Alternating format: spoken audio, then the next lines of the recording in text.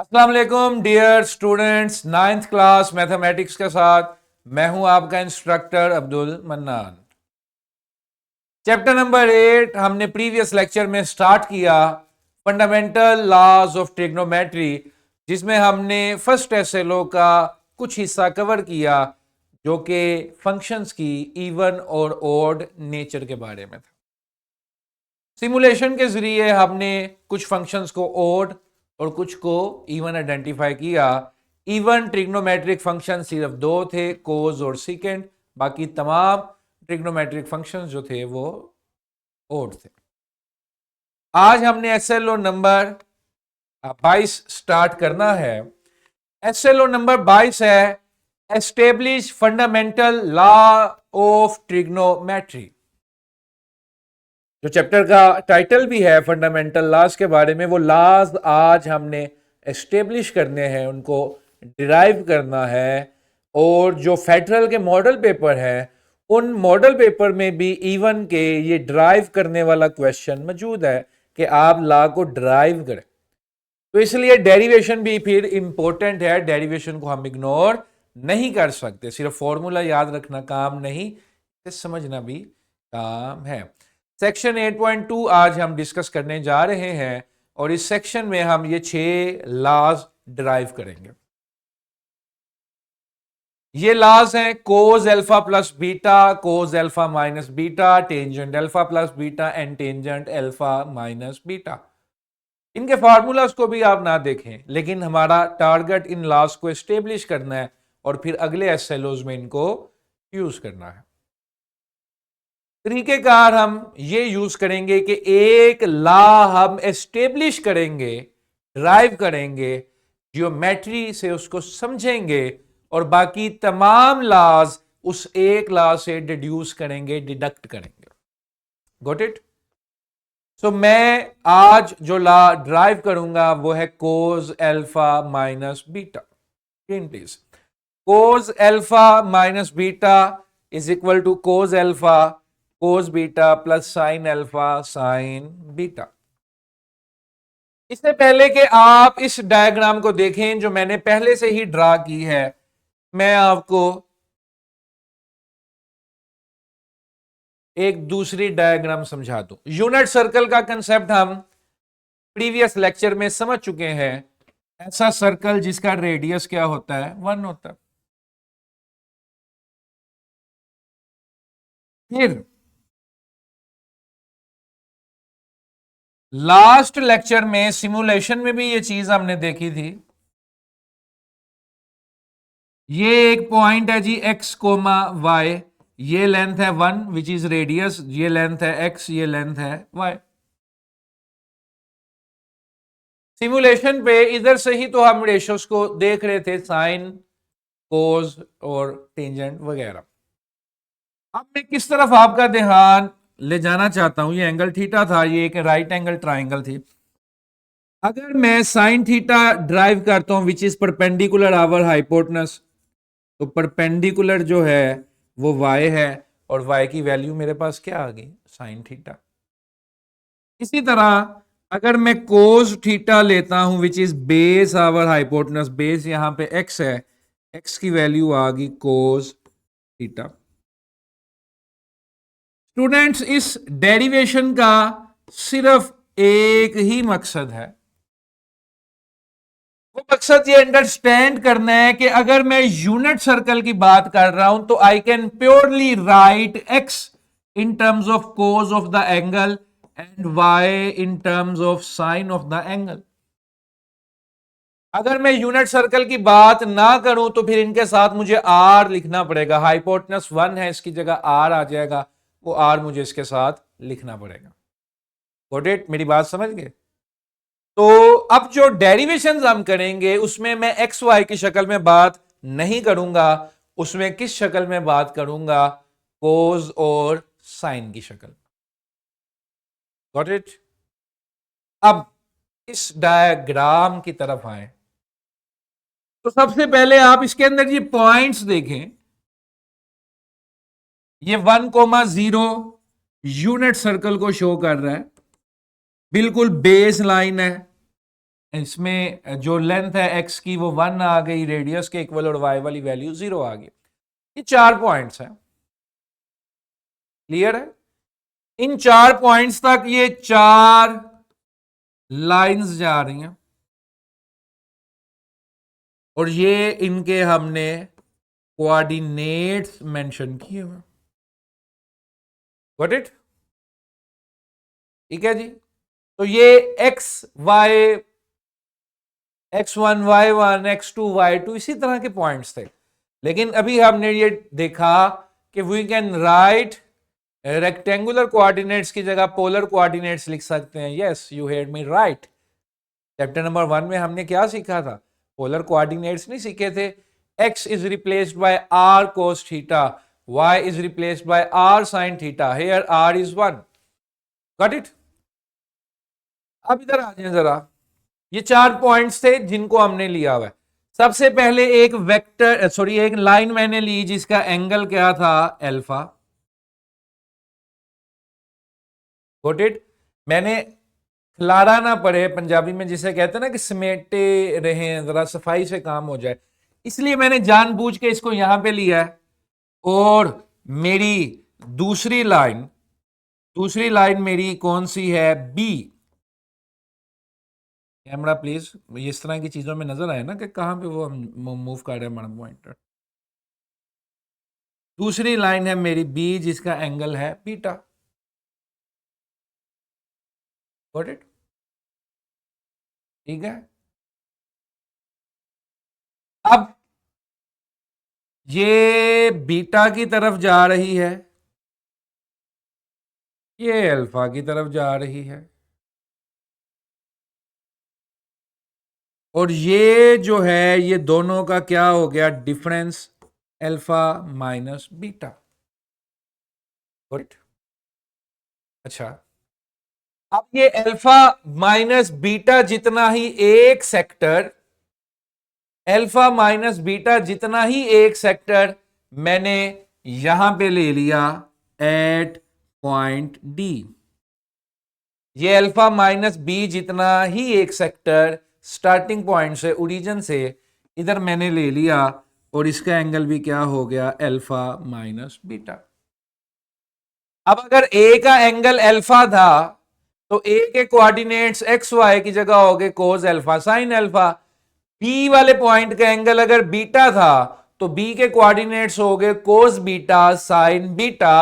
और डी वाला पॉइंट जो है उसका सेक्टर का एंगल अल्फा माइनस बीटा था, तो उसके कोऑर्डिनेट्स क्या हो गए? Cos alpha minus beta, screen पे cos alpha minus beta sine alpha minus beta. Got it? अगली चीज, इस सेक्टर को मैंने 1 कह दिया, इसको मैंने 2 कह दिया, इस पॉइंट को O कह देता हूं। एक मेरे पास सेक्टर है, सेक्टर नंबर 2, जो O से A से B है, और दूसरा मेरे पास है सेक्टर नंबर 3 जो O से D से C या OCD कर दें, जैसे भी करते हैं। कैमरा, ये लेंथ रेडियस है, ये लेंथ भी रेडियस है, ये लेंथ भी रेडियस है, ये लेंथ भी रेडियस है। इनके एंगल्स भी सेम है सेक्टर्स के, इनके रेडियाई भी ऑब्वियसली सेम है, एक ही सेक्टर एक ही सर्कल के सेक्टर है। तो फिर इनका जो ये आर्क लेंथ है ये भी सेम होनी चाहिए, इनकी आर्क लेंथ भी सेम होनी चाहिए। यानी कि अगर आप ए बी निकालें और इधर से सी डी निकालें तो होना ये चाहिए कि A B should be equal to C D. Got it? ये दो इक्विवेलेंट सेक्टर्स बन रहे हैं तो इनकी आर्क लेंथ भी इक्वल होनी चाहिए। मैंने स्ट्रेट लाइन इसलिए यूज की कि I am going to use distance formula, और डिस्टेंस फॉर्मूला स्ट्रेट लाइन का डिस्टेंस देगा आपको। Got it? अब मैंने क्या करना है?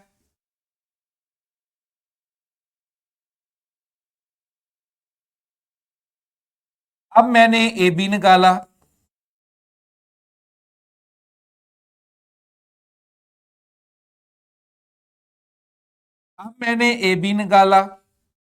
ए बी के लिए मैंने ए और बी पे डिस्टेंस फार्मूला लगा दिया, एक्स में से एक्स माइनस वाई में से Y minus cos alpha minus cos beta का whole square plus sine alpha minus sine beta का होल स्क्वायर। Got it. इसी तरह अब मैंने सी डी निकाला, सी डी मैंने कैसे निकाला, एक्स में से एक्स माइनस वाई में से वाई माइनस, तो एक्स वन है, वन को माइनस कर दिया, cos alpha minus beta minus one का square plus sine alpha minus beta minus zero का स्क्वायर। सिंपल डिस्टेंस फॉर्मूला लगाते हुए मैंने तमाम डिस्टेंसेस जो हैं वो फाइंड कर लिए। ए बी और सी डी मैंने फाइंड करना था, ये ए बी और सी डी मैंने फाइंड कर ली। एज पर द ऑब्जर्वेशन ये दोनों इक्वल है। हमने वो फार्मूला फर्स्ट ईयर में नहीं पढ़ा लेकिन 10th क्लास में पढ़ा है, L is equal to R theta. उस फॉर्मूले को भी अगर आप बैकग्राउंड बना लें तो फिर भी सेम आने चाहिए। बहरहाल अब हम क्वेश्चन को आगे करते हैं। A B is equal to C D कर दिया मैंने, under root cos alpha minus cos beta का square plus sine alpha minus sine beta का स्क्वायर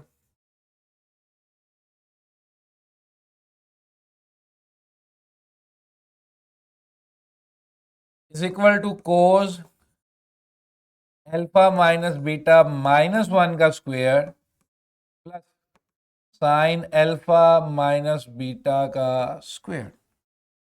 दोनों साइड्स पे स्क्वायर लेकर अंडर रूट काट दिया, taking square on both sides. दोनों साइड्स पे स्क्वायर लेकर अंडर रूट काट दिया, मेरे पास रह गया cos alpha minus cos beta का whole square plus sine alpha minus sine beta का होल स्क्वायर।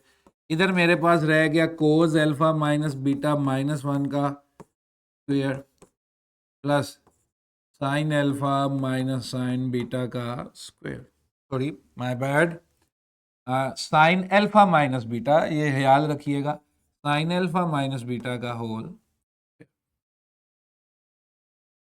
अब क्या करना है, कुछ नहीं करना, सिर्फ स्क्वायर एक्सपेंड कर दिए, cos square alpha plus cos square beta minus two cos alpha cos beta, sine square alpha sine square beta minus two sine alpha sine beta.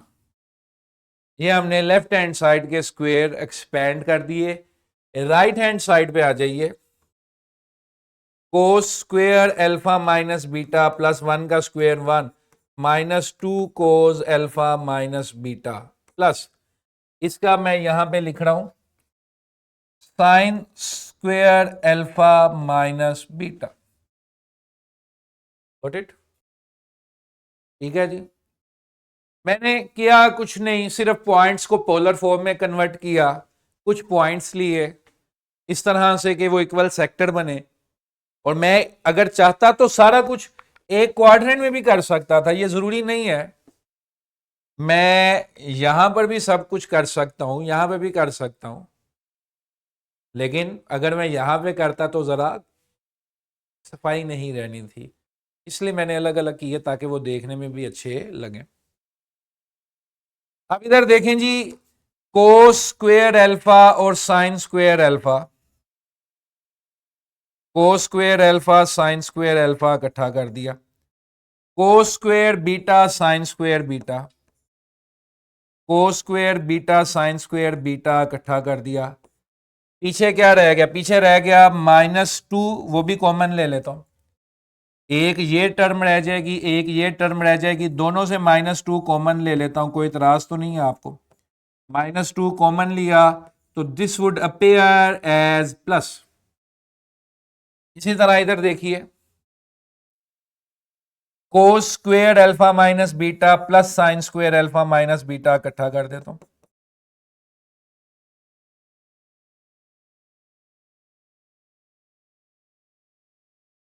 Got it. ये वन एज इट इज और ये आ गया -2 cos alpha minus beta. ठीक है जी,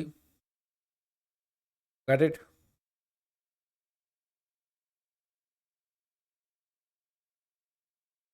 अब from the identity you learn in 10th class, this is one of the three Pythagorean identities. Sine square plus cos square is always equal to 1 if both have the same angle. Sine square theta plus cos square theta is equal to 1. Sine square this plus sine square cos square that is equal to 1. दोनों का angle same होना चाहिए।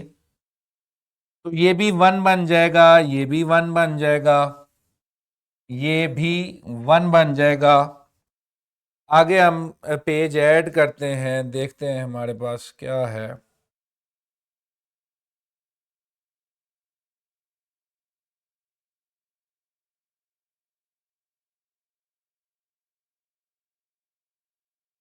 ठीक है जी, अब हमारे पास 2 1 इधर आ गए ये पाइथागोरियन आइडेंटिटी लगाने की वजह से। इधर देखिए जी, ये 1 आ गया, इसके आगे भी 1 आ गया, -2 टाइम्स कोस alpha cos beta plus sine alpha sine beta. इधर मेरे पास क्या आ गया, ये भी मेरे पास 1 हो गई, एक 1 पहले से था, और क्या था, और था जी -2 कोस अल्फा माइनस बीटा।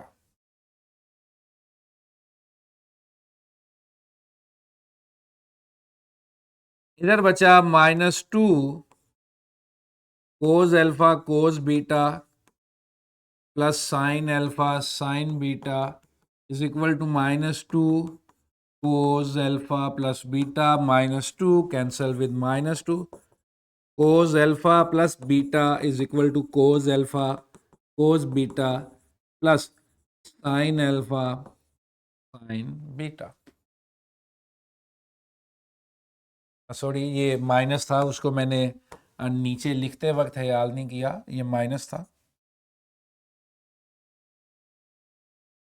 तो यहां से ला डिड्यूस हो गया, cos alpha minus beta is equal to cos alpha beta plus sine alpha beta. ठीक है, यानी कि whenever you take cosine of difference of two angle it will appear in this form, cos alpha cos beta plus sine alpha sine beta. Got it. उम्मीद है आज आपको ये ला समझ आया होगा। तो सिर्फ इसमें बच्चे जिस चीज़ से घबराते हैं कि ये कोस अल्फा कोस बीटा कहाँ से आया, ये पोलर कोऑर्डिनेट्स से आया, लेकिन क्योंकि यूनिट सर्कल था तो ये जो आर आना था साथ, जो उसकी मैग्नीट्यूड आनी थी, स्केलिंग फैक्टर आना था, वो 1 हो गया। फिर हमने ये सेक्टर्स लिए, सेक्टर 2 कहा इसको, मैंने इसको 1 कहा। ये दोनों सेक्टर हमने एक जैसे लिए, फिर हमने कहा ये सब कुछ एक जैसा है तो इनकी आर्क लेंथ्स भी क्या होनी चाहिए, सेम होनी चाहिए। तो डिस्टेंस फार्मूला लगा के हमने ए बी और सी डी फाइंड किया, फिर दोनों को इक्वेट किया, सिंपल स्क्वायर खोले, स्क्वायर्स खोलने के बाद अब पाइथागोरियन आइडेंटिटी हमने यूज की, विच वाज के square of same angle with sine plus cos square is equal to 1। Got it. अब हमने इससे कुछ रिजल्ट्स डिड्यूस करने हैं।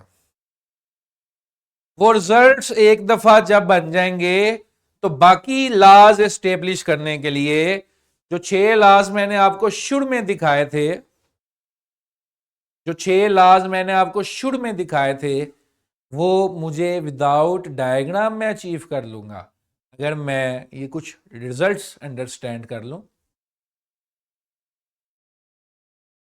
पहले तो ये चीज है जी,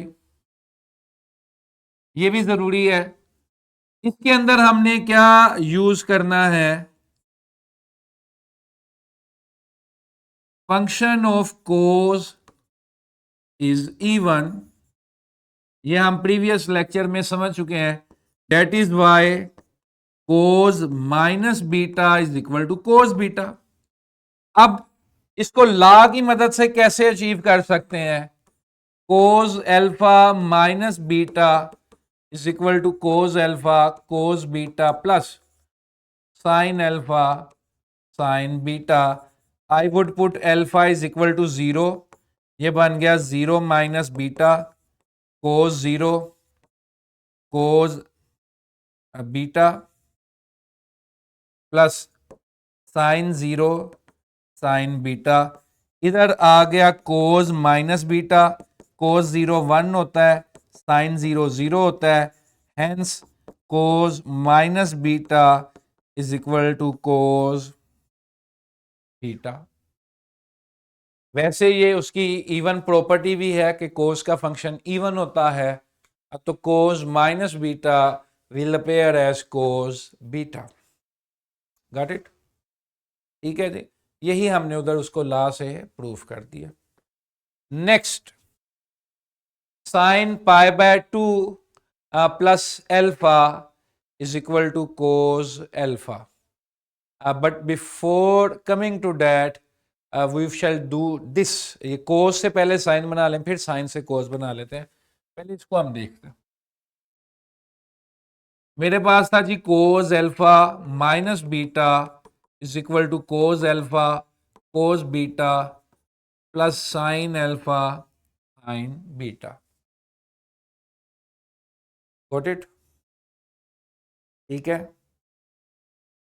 अब मैं क्या करता हूं, मैं सिंपल इसमें यह करने लगा हूं लुकमान कि मैंने एल्फा को एल्फा रहने दिया, बीटा की जगह लिख दिया माइनस पाई बाय 2। ये सिचुएशन बन गई alpha minus minus pi by 2 is equal to cos alpha, cos beta की जगह आ गया minus pi by 2, sine alpha sine beta की जगह आ गया माइनस पाई बाय 2। इधर ये बन गया cos alpha plus pi by 2, इधर कोस एल्फा। अब माइनस अब्जॉर्ब करें या ना करें, कोस 90 0 होता है, sine minus pi by 2 minus 1 होता है, as sine is an odd function तो माइनस का निशान बाहर आ जाएगा। Cos alpha plus pi by 2 is equal to minus sine alpha. Cos alpha plus pi by 2 is equal to minus sine alpha. Got it? ठीक है जी, that is it from today's lecture. इसमें हम मजीद रिजल्ट ड्राइव करेंगे और कल हम अपने 6 लॉज पूरे कर लेंगे। ये जो है ये हमने समझने हैं, ये रिजल्ट्स, फिर इनसे हमने बाकी लॉज बनाने हैं, ये चीज़ें बनानी हैं। ये छोटे छोटे रिजल्ट्स जो हम बना रहे हैं इनसे हमें फुल लॉ इस्टेब्लिश करने में मदद तो होगी, बजाय कि हम हर दफ़ा हर लॉ के लिए डायग्राम बनाना सीखें। Got it? तो उम्मीद है आज का लेक्चर आपको समझ आया होगा। कल फिर मुलाकात होगी इसी एक SLO के साथ।